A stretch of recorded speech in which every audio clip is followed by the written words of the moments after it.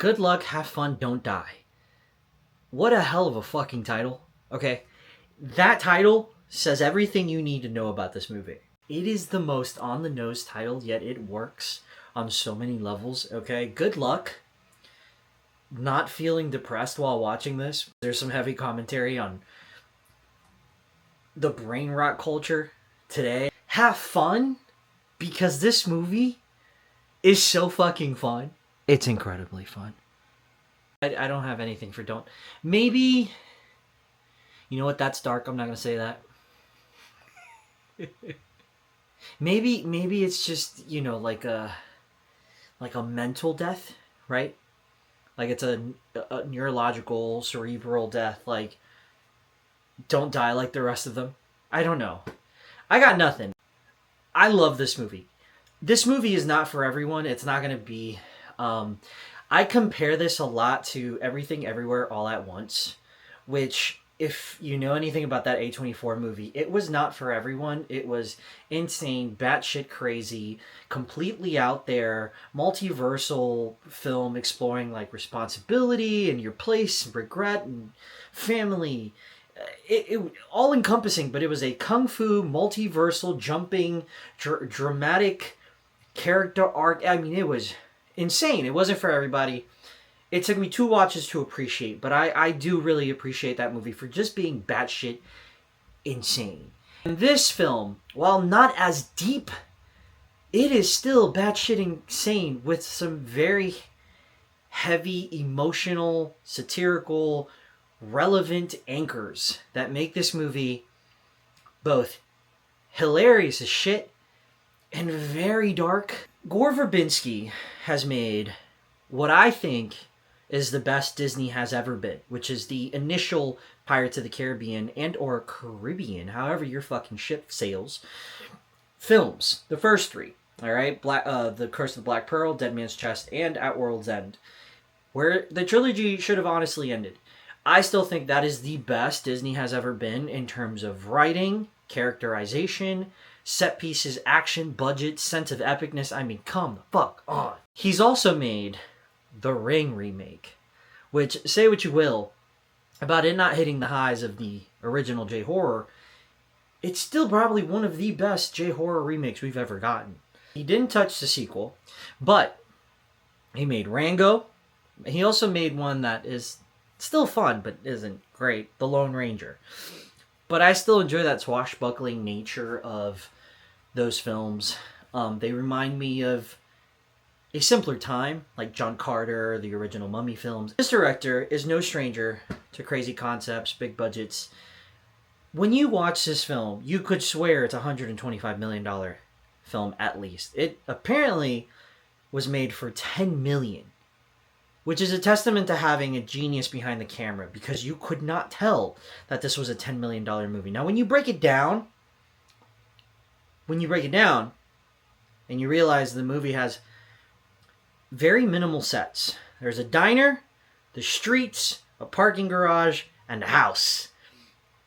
And yet this movie is so big that it makes the journey that initially starts at a diner all the way to the end of the movie feel like an epic saga. The story's simple because it sets the tone for what it is that this film is going to poke and prod at, and I have a feeling that a lot of people are going to feel many different things while watching this film. But the movie is basically a man from the future comes to our timeline, and for the 117th time is trying to prevent the de-evolutionization and the eventual complete and utter destruction of mankind through our utter fascination and monomaniacal need to constantly scroll. So we are obsessed with social media, we're obsessed with AI, we're obsessed with technology, and that eventually will lead to our demise. He is here to prevent that by collecting a ragtag group of people from this diner for the 117th time, and going to a house where a 9-year-old is creating the AI that will doom us all. And he has to talk to this kid and not destroy the AI, because the AI is inevitability. Jesus fucking hell. Inevitable. It's inevitable. Fuck. Now, somehow he intends to talk to this 9-year-old genius in order to convince him to put in a USB drive that puts restrictions on the AI so that inevitably, I said it doesn't kill us. But this journey to this house, to this kid, is a bad shit insane odyssey. This movie picks apart AI, picks apart scroll culture, brain rot culture. It picks apart cloning, and if you just so happen to brush shoulders with any of the Epstein files, that part is more real than you think. Whenever you make a movie that speaks on things that are current, I mean, it even makes fun of... It doesn't make fun of school. I can't say the word on YouTube, I'm sure. So you guys know what I'm referring. Let's call it school paintball. That's lethal paintball with not paintballs. You get what I'm saying?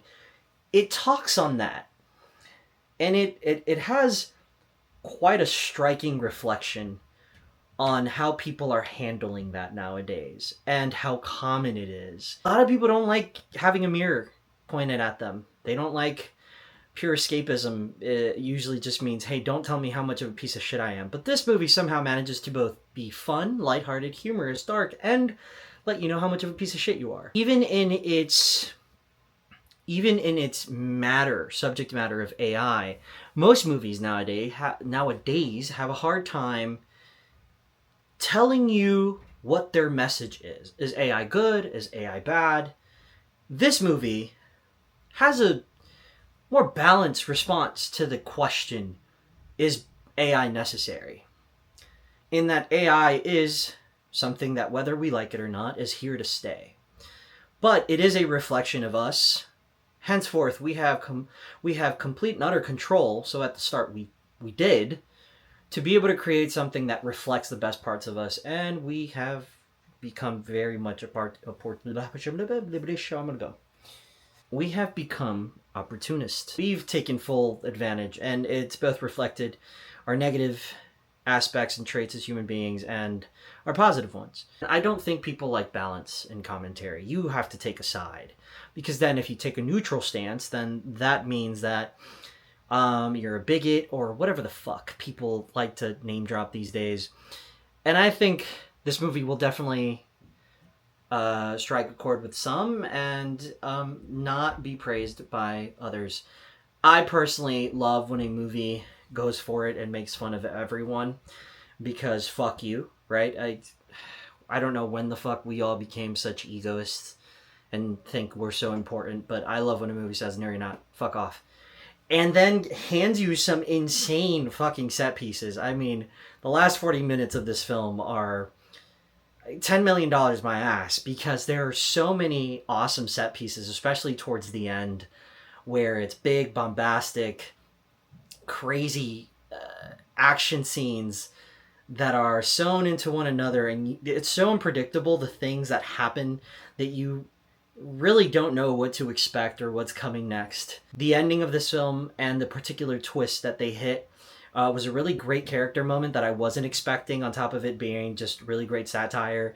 It's actually a really great character piece with a solid twist and amazing special effects through and through. This is what happens when you get a skilled director, cinematographer, and writer behind a project, and not to mention an incredible cast. The ensemble cast is incredibly solid. I'm not going to name them all, but Sam Rockwell leads the pack, and he's always great. I think he's very underrated.